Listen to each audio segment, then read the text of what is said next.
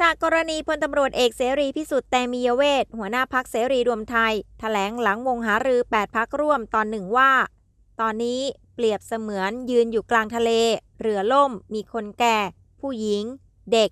เราจะต้องเอาคนหนุ่มขึ้นเรือก่อนหรือ